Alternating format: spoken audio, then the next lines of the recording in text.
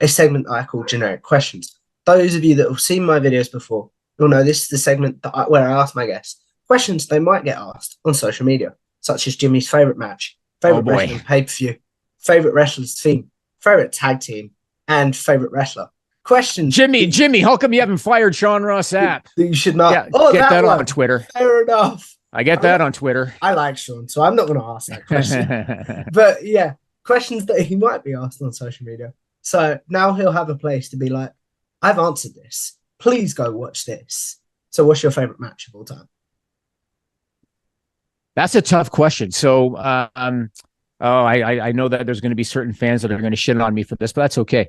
So, I am an older guy, like I said, and Triple H has done some interviews where he has said it's not about the moves or the matches; it's about the moments. And I fully believe that. And a few times I've criticized the young talent today because they take all these high risks. And I don't see the point. Like, I don't see how you're going to hurt your longevity. If you're in your early 20s, do you want to still be wrestling in your mid 30s? So I don't agree with that style. I am all about the moments. And so for me, my favorite match of all time probably is still Macho Man Randy Savage, Ricky Steamboat at WrestleMania 3. I've seen it dozens and dozens of times.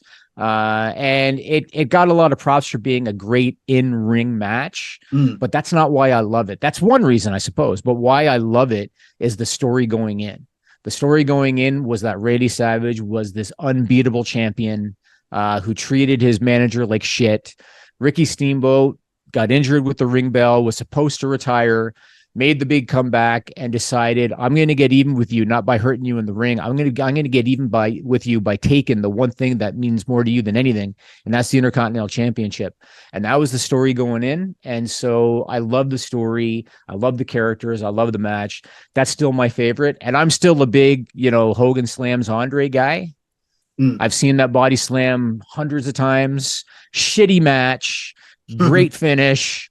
And so, I'm all about the moments. I'm all about the moments. I look at it like, if you want to do a Canadian destroyer off the top rope through a table, you'll get a pop that night, but by the next show, it'll be forgotten.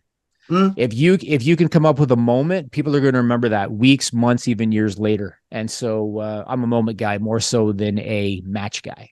I have never thought of it like that, but that is a very cool way of thinking about it. What about your favorite pay-per-view overall? Favorite pay-per-view. So it was either WrestleMania 3 for the obvious reasons or WrestleMania 17. WrestleMania 17 was the one where top to bottom, the card was just strong. Every match was strong. And so I would probably go with those two, either WrestleMania 3 or WrestleMania 17. That is very cool. What about your favorite wrestler's theme overall? Theme? Oh, music? Yeah, as in music they come Ooh, out to. that's a good question. Just off the top of my head, I'm going to go with Edge. Maybe it's because, he's a good Canadian boy from Toronto, Ontario, Canada. But his song is just fantastic. It has held up over the years. And I really like it. Yeah, I'll go with Edge.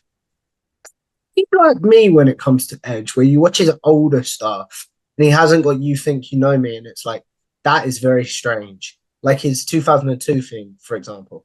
Right. Yeah. I mean, he went through a couple different tunes at different times, but Alter Bridge is the right song. And it fits him great. And I really like it when he's coming out to that music, you're ready to go, when he's making his entrance. Definitely. What about your favorite tag team?